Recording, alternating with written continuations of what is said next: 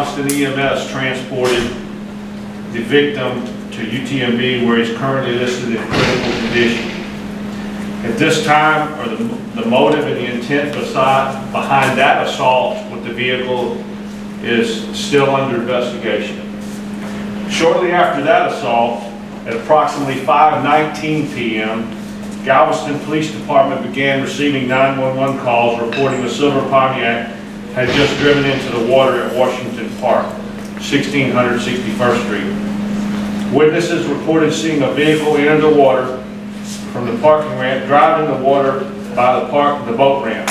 Bystanders at the park observed a small infant floating in the water immediately following the crash, and courageously jumped into the water to rescue the child. Bystanders also attempted to pull Latonya Kirven, the driver of the vehicle, to safety, but she became combative and refused assistance to exit the bayou. After officers arrived on scene, several Galveston Police Patrol officers entered the water to pull Kirven to the shore, who was now unclothed and experiencing severe signs of intoxication. Kirven was transported to UTMB for initial treatment of minor injuries and to provide a sample of her blood to determine the level of source of her intoxication.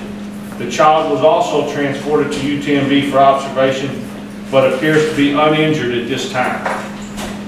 Latonya Kirven was released from UTMB at approximately 3:45 a.m. this morning and transported to Galveston County Jail. At this time, Kirven has been charged with driving while intoxicated with a child in the vehicle with a bond set at $60,000. And also with aggravated assault with a deadly weapon with a bond set at $100,000.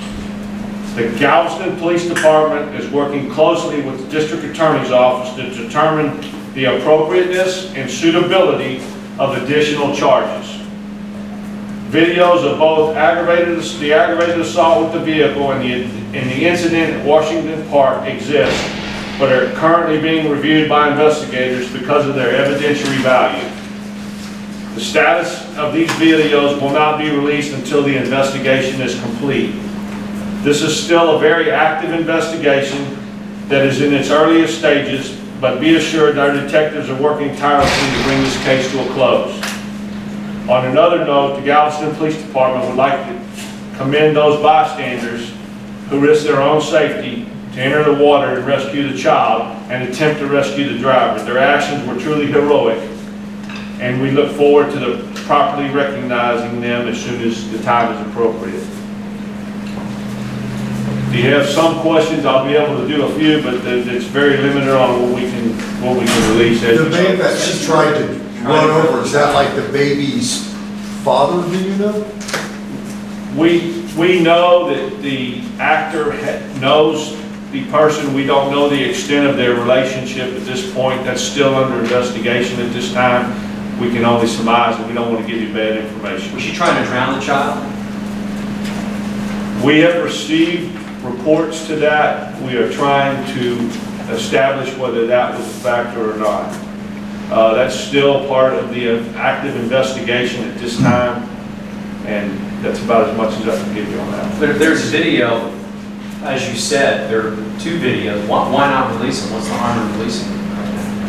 Based on their evidentiary value, we have two unfolding scenes. We don't know the extent and the depth of the charge or the actions at this point.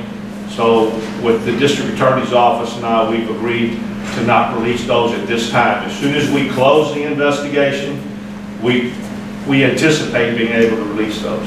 Did she have custody of the child at the time? Which time?